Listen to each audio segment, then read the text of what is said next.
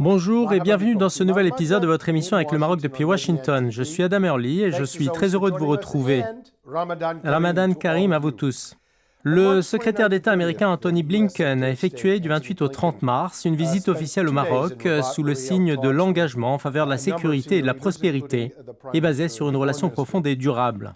Lors de cette visite, le chef de la diplomatie américaine s'est entretenu avec plusieurs hauts responsables marocains et ils ont abordé tous les sujets d'intérêt commun que sont le partenariat maroco-américain pour la paix et la sécurité régionale, la question du Sahara marocain, le processus de paix israélo-arabe, les affaires africaines, le changement climatique et la coopération commerciale et culturelle. À ce propos, permettez-moi de citer un extrait de la déclaration d'Anthony Blinken après sa rencontre avec Nasser Bourita. Je le cite. « La profondeur et l'étendue des relations diplomatiques entre le Maroc et les États-Unis remontent à plus de 240 ans. Ces relations couvrent des aspects politiques, économiques, sécuritaires, militaires et humains. » Fin de citation. Dans l'épisode d'aujourd'hui, nous reviendrons donc sur cette visite du secrétaire d'État américain au Maroc. Nous analyserons l'évolution des relations entre les deux pays et les perspectives de coopération future.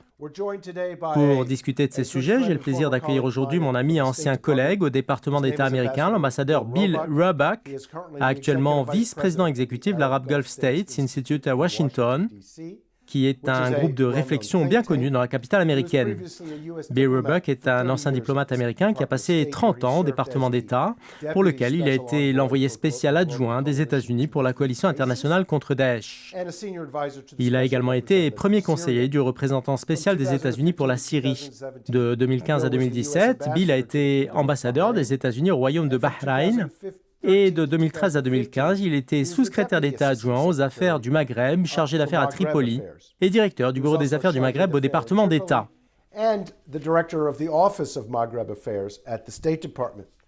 Soyez le bienvenu, Bill. Mais avant d'entamer le débat, nous allons commencer par écouter notre chroniqueur J.D. Gordon. J.D., vous savez que le Maroc a été ces derniers temps au centre des intérêts pour un certain nombre de hauts fonctionnaires américains. Qu'en pensez-vous de par votre expérience et quelle est la raison du déplacement de nombreux responsables américains à Rabat? Écoutez, Adam, je pense que nous vivons aujourd'hui une forte réaffirmation des liens entre les États-Unis et le Maroc, l'un de nos plus anciens alliés historiques que nous avons évoqué dans le cadre de cette émission il y a 2 semaines, la période de turbulence politique que traverse le monde et la redistribution des cartes dans les relations internationales, chose qui a suscité de vives inquiétudes. Je pense que ces rencontres de haut niveau au Maroc montrent que nous sommes des partenaires engagés ensemble. En pleine redistribution des cartes, nous trouverons le rapprochement irano-américain qui a affecté négativement les relations américaines avec un bon nombre de nos proches alliés dans la région, comme l'Arabie saoudite, les Émirats arabes unis et Israël, en raison du retour à l'accord sur le nucléaire iranien et de la levée du nom des Houthis au Yémen de la liste des organisations terroristes étrangères, ce qui a causé des effets très négatifs sur les États du Golfe et Israël. Mais cela n'affecte pas autant le Maroc car les États-Unis veulent entretenir des relations fortes avec le Royaume. De plus, il y a une guerre entre la Russie et l'Ukraine. Les États-Unis et l'Union européenne tentent d'isoler la Russie et d'imposer des sanctions très sévères contre Moscou. Les États-Unis ne veulent pas voir des relations entre la Russie et nos alliés.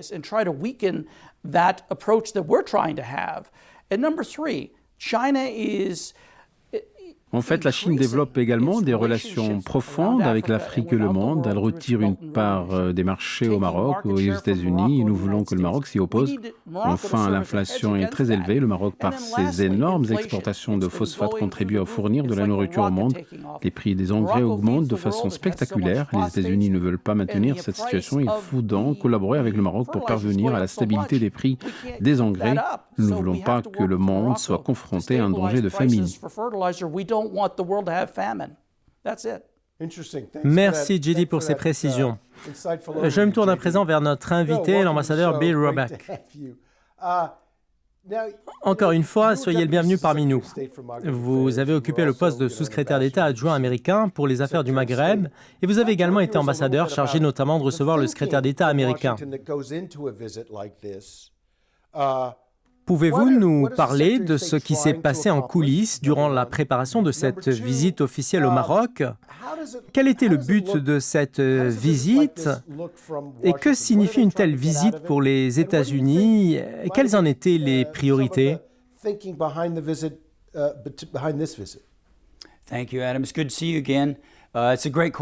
Merci Adam, je suis heureux de vous revoir et d'être parmi vous. Écoute, c'est une question très importante. Je pense que lorsque le secrétaire d'État américain effectue une telle visite, il veut d'abord rassurer le pays qu'il visite de la volonté des États-Unis de renforcer les relations bilatérales. Comme l'a dit JD, la relation de longue date entre le Maroc et les États-Unis remonte au traité de paix et d'amitié de 1787. Ce faisant, c'est l'une des relations bilatérales les plus accomplies que les États-Unis n'aient jamais établies.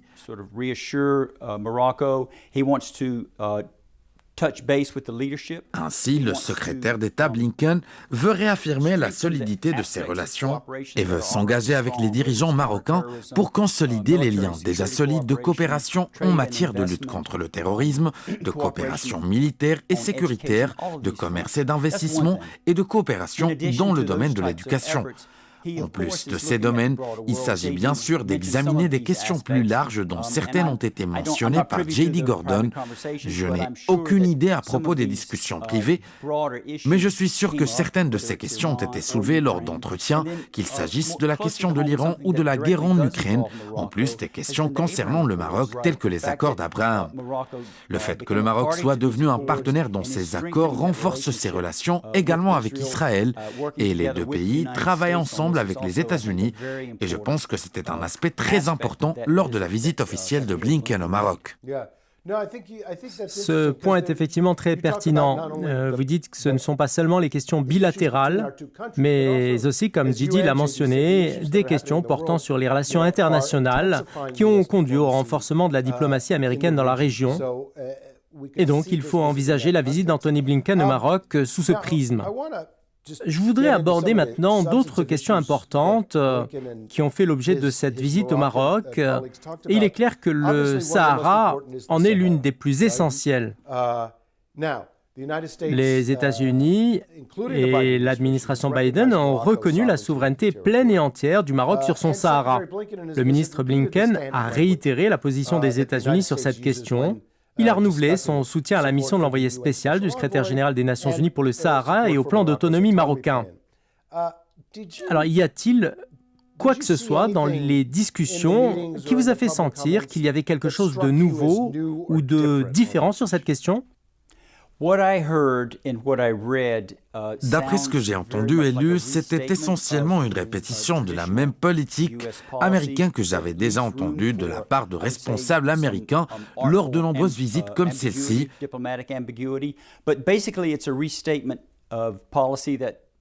Lors de leur rencontre avec les responsables au Maroc, ils ont fait savoir que le plan d'autonomie proposé par le Maroc est un plan sérieux, crédible, réaliste et que l'approche pouvant répondre aux aspirations, ce genre de discours n'est pas nouveau.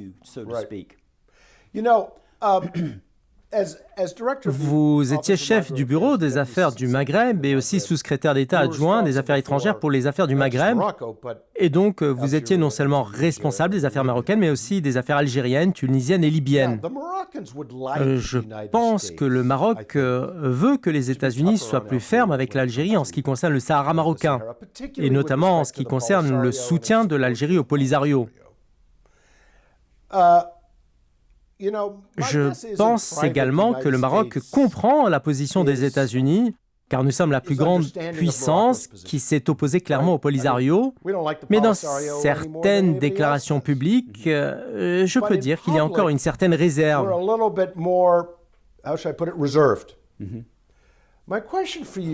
Alors, je voudrais vous demander, combien de temps faudra-t-il encore pour que les États-Unis soient plus stricts avec l'Algérie? That's a good question, and I'm not sure. I would say C'est une bonne question, mais depuis le déclenchement de la crise en Ukraine, faire pression sur l'Algérie est devenu plus difficile avec les défis auxquels l'Europe est confrontée pour répondre à ses besoins énergétiques. Désormais, l'Europe recherche des fournisseurs en énergie et je crois que le secrétaire d'État Blinken et l'administration américaine en général essaient par la diplomatie et les déclarations publiques de parvenir à une sorte d'équilibre des intérêts.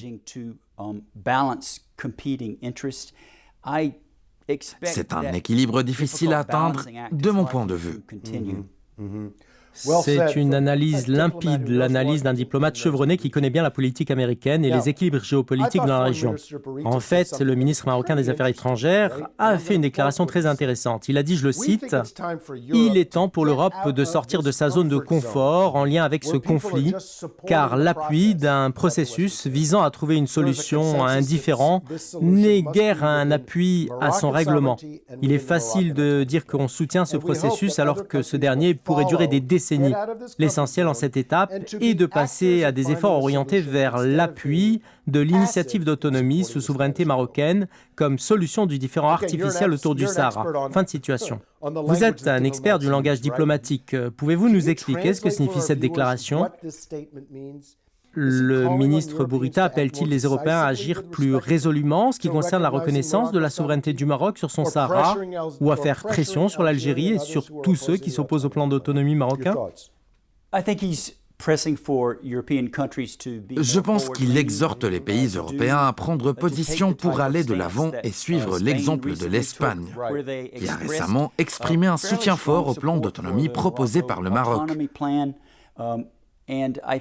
Je pense également que le ministre marocain des Affaires étrangères, Nasser Bourita, souhaite voir d'autres pays européens faire de même et ne pas se contenter d'annoncer leur soutien à un processus onusien qui ne débouchera peut-être pas sur des développements immédiats sur le terrain, ni même au niveau diplomatique.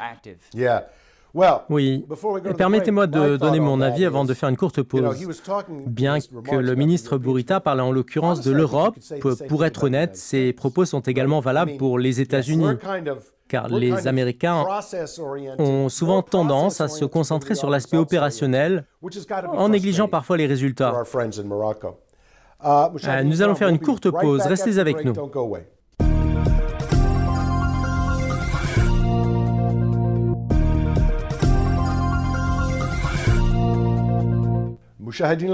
Nous voilà de retour pour la suite de votre émission avec le Maroc depuis Washington. Notre invité aujourd'hui est un diplomate chevronné et notre sujet porte sur la visite du secrétaire d'État américain Blinken au Maroc et sur les relations maroco-américaines. Bill, Anthony Blinken et Nasser Bourita ont passé beaucoup de temps à parler de l'Afrique. Blinken a déclaré que l'Afrique est un terrain fertile pour la coopération américano-marocaine. De son côté, Bourita a noté que le Maroc est le deuxième investisseur africain en Afrique. Il a appelé les États-Unis à collaborer avec le Maroc pour soutenir spécifiquement l'Afrique centrale et occidentale. Comme nous le savons tous, le roi Mohamed VI estime que le leadership du royaume et le soutien marocain à l'Afrique sont des fondements importants de la politique étrangère marocaine. Comment voyez-vous l'évolution de la coopération bilatérale entre les deux pays sur cette question ? Est-ce une priorité pour les États-Unis ? Et dans quel domaine pensez-vous que nous pouvons collaborer ensemble ?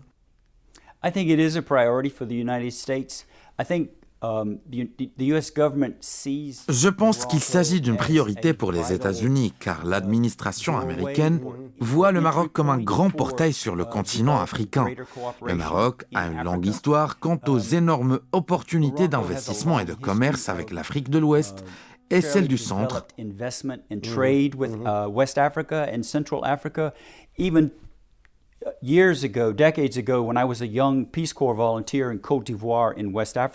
Quand j'étais volontaire du corps de la paix il y a des dizaines d'années en Côte d'Ivoire, en Afrique de l'Ouest, l'investissement marocain était vraiment visible à travers plusieurs banques marocaines et plein d'autres investissements. Ces derniers ont augmenté au fil des décennies et je crois que les États-Unis veulent accroître le commerce et l'investissement en Afrique à travers plusieurs initiatives qui ont déjà commencé à porter leurs fruits. Les États-Unis considèrent le Maroc comme un point de départ pour la région de l'Afrique du Nord D'ailleurs, le Maroc accueillera cet été le sommet des affaires USA-Afrique à Marrakech et je crois qu'il s'agit d'une indication de l'importance du désir des États-Unis de bénéficier du Maroc en tant que porte d'entrée vitale pour une coopération plus poussée avec le continent africain, une coopération qui affecte plusieurs domaines, principalement le commerce et l'investissement, ainsi que la santé, l'éducation et d'autres secteurs. Il y a un autre aspect de cette visite officielle qui m'a beaucoup marqué. Je pense à ce qu'a dit Anthony Blinken lors de la conférence de presse avec le ministre Bourita, indiquant que les États-Unis et le Maroc se rencontreront en mai prochain dans le cadre de la coalition internationale contre Daesh et le mois suivant, c'est-à-dire en juin, les deux pays mèneront l'exercice African Lion 2022, qui est l'un des plus grands exercices de l'armée américaine menés sur le continent africain. Enfin, en juillet, le Maroc accueillera le Forum économique afro-américain à Marrakech. Il s'agit clairement d'un agenda très chargé qui s'accompagne d'efforts considérables. Vous avez une très bonne connaissance des alliances internationales telles que la coalition contre Daesh, ainsi que des initiatives multilatérales comme ce Forum économique afro-américain. Alors, pouvez-vous nous parler du rôle d'un pays comme le Maroc pour assurer le succès de ces efforts ? These efforts of cooperation by Morocco are critical. I mean, without countries like Morocco stepping up and working with us, for example, on the global coalition against ISIS, we couldn't make those types of efforts work. The global coalition is an organization of almost 80 members. Écoutez, ces efforts marocains de coopération sont très importants. Ils sont primordiaux. Sans un pays comme le Maroc, ses efforts et sa collaboration avec nous, dans la coalition internationale de lutte contre Daesh, par exemple, nous n'aurions pas pu réussir à faire ce genre d'efforts. La coalition internationale anti-Daesh comprend aujourd'hui environ 80 membres, 77 pays et un certain nombre d'organisations internationales. Je pense qu'il existe 5 ou 6 lignes générales d'efforts pour combattre cette organisation terroriste, y compris la lutte contre la propagande, l'arrêt du flux de combattants terroristes étrangers et le tarissement des sources de financement. Il s'agit d'un effort colossal que les États-Unis ne peuvent pas fournir seuls et qui n'aurait pas été efficace s'ils l'avaient assumé seuls, mais avec des partenaires vitaux comme le Maroc, les États-Unis et leurs alliés peuvent réussir dans la lutte contre Daesh. Vous avez mentionné le niveau ministériel. À cet égard, permettez-moi de vous dire qu'en 2018, je travaillais sur cette question au sein du département d'État américain. Le Maroc avait déjà accueilli ce sommet et je suis heureux que le Royaume le fasse à nouveau, ainsi que l'autre initiative que j'ai mentionnée, à savoir le Forum économique afro-américain à Marrakech cet été et d'autres actions qui reflètent l'étendue de la diplomatie marocaine et le talent particulier du Maroc pour coopérer avec les États-Unis. Morocco has shown with their diplomacy and the cooperation with the United States. Oui, c'est un point important. Ce sont des choses auxquelles nous nous attendons toujours et qui semblent normales et faciles. Elles nécessitent 2 choses. La volonté et l'engagement d'accueillir de tels événements. Mais la technicité et le professionnalisme sont également nécessaires à leur succès. Permettez-moi d'évoquer ce point. Lors de la rencontre du secrétaire d'État Blinken avec le chef du gouvernement Aziz Akhnouch et le ministre Nasser Bourita, ces derniers ont évoqué la coopération des États-Unis avec le Maroc dans les domaines économiques et sociaux. Ce qui m'a impressionné, c'est qu'ils ont parlé par exemple du projet du Millennium Challenge d'une valeur de 460 millions de dollars, projet qui comprend un partenariat avec le ministère marocain de l'Éducation pour améliorer l'éducation secondaire dans 90 établissements, d'un partenariat également entre les secteurs publics et privés, en vue d'une extension de la zone industrielle de Bouznika, projet qui devrait générer à terme des investissements privés de 75 millions de dollars et quelques 4 000 emplois directs. Il y a aussi des projets de coopération dans le domaine de la gestion de l'eau entre le département d'État et le ministère marocain de l'Intérieur pour permettre au Maroc de faire face à la sécheresse. Il existe un partenariat de 3 millions de dollars avec l'Institut Pasteur du Maroc et également au programme une rencontre entre le secrétaire d'État américain et des lauréats des programmes d'échange américano-marocains. Nous avons toujours l'habitude de parler de l'Ukraine, de l'Iran, de la Libye, de Daesh, mais nous n'avons pas accordé beaucoup d'attention à tous ces programmes, des programmes aussi importants dans les domaines de la coopération économique et sociale et qui bénéficient directement à la population marocaine. En quoi tous ces programmes sont-ils aussi importants pour la politique étrangère américaine?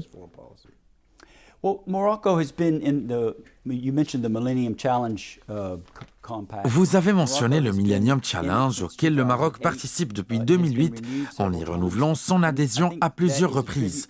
Je pense que la raison en est que le Maroc a beaucoup de capacités organisationnelles. En fait, il existe des besoins et le Maroc pourra travailler en étroite collaboration avec les États-Unis pour mieux identifier ces besoins. D'ailleurs, vous avez mentionné un certain nombre tels que la coopération pour développer l'éducation, l'utilisation des terres agricoles, l'amélioration des droits des femmes et le renforcement des infrastructures scolaires. Il s'agit là de fournir de meilleurs niveaux de technologie pour pouvoir former les enseignants. Ce sont là des points très importants. Comme vous l'avez mentionné, tous ces domaines ont d'énormes répercussions sur le peuple marocain et l'agence Millennium Challenge est un aspect de l'effort de coopération entre les deux pays. De plus, le commerce et l'investissement constituent un autre aspect car nous entretenons une relation très importante dans le domaine du commerce et de l'investissement avec le Maroc. Je crois que ces domaines ont atteint 6 milliards de dollars en tant que volume des échanges commerciaux entre les deux pays. Le Royaume du Maroc importe d'énormes quantités de marchandises américaines et les États-Unis importent également de nombreuses marchandises du Maroc à travers l'accord de libre-échange signé avec Rabat et entré en vigueur le 1er janvier 2006. Vous avez également évoqué la coopération américaine avec le Maroc dans la fourniture de doses de vaccins contre la COVID-19 et la volonté d'en accroître la disponibilité au Royaume du Maroc.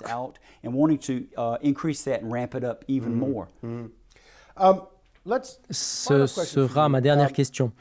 Il est intéressant que l'administration Biden ait choisi de poursuivre deux politiques héritées de Donald Trump, à savoir la reconnaissance de la souveraineté du Maroc sur son Sahara et les accords d'Abraham. D'après votre expérience, est-il si inhabituel, en cas d'alternance au pouvoir, de voir la nouvelle administration américaine maintenir la politique étrangère de l'ancienne majorité? Quelle est votre interprétation? Et est-ce parce qu'il y a un consensus sur ces deux questions? Permettez-moi d'abord d'éclaircir 2 points. Premièrement, toute nouvelle administration américaine aimerait apporter sa propre touche à la politique étrangère américaine. Mais en même temps, comme vous le savez, Adam, quiconque a travaillé dans la politique étrangère américaine au cours des 50 dernières années est conscient de l'énorme désir de préserver la continuité des politiques entre les administrations américaines.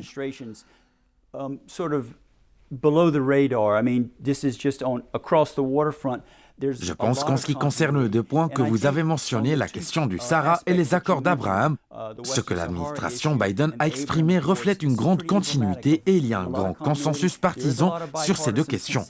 Je pense également qu'il est clair que les Nations Unies ont depuis des décennies exhorté les pays arabes à reconnaître davantage Israël et à normaliser leurs relations diplomatiques avec l'État hébreu. D'ailleurs, les accords d'Abraham sont le résultat de cette coopération entre les 2 parties pendant des décennies pour aller dans cette direction. D'autant plus, je pense qu'il existe un accord similaire concernant l'importance de la question du Sahara et l'importance de soutenir le processus onusien pour parvenir à une sorte de solution politique au conflit autour du Sahara. Je crois que la continuité de la politique américaine va poursuivre ce même chemin.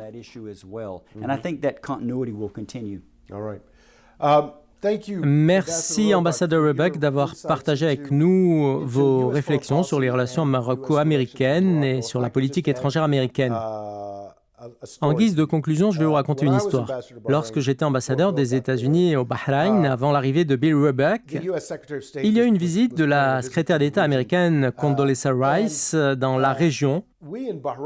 Et nous, au Bahreïn, nous avons été ravis lorsqu'elle a décidé de passer plus de temps à Bahreïn que dans les autres pays. Pourquoi? Parce que cela signifiait d'abord qu'elle se sentait à l'aise à Bahreïn et aussi qu'elle voulait passer plus de temps avec le gouvernement bahreïni pour approfondir le dialogue et les relations bilatérales. Et j'ai été particulièrement frappé lors de la visite d'Anthony Blinken au Maroc par le fait justement qu'il y ait passé 2 nuits, ce qui est exceptionnel. Tout le monde ne s'en est pas rendu compte, mais généralement lorsque le secrétaire d'État américain visite un pays, il n'y passe que quelques heures. Il est même rare qu'il y reste ne serait-ce qu'une nuit.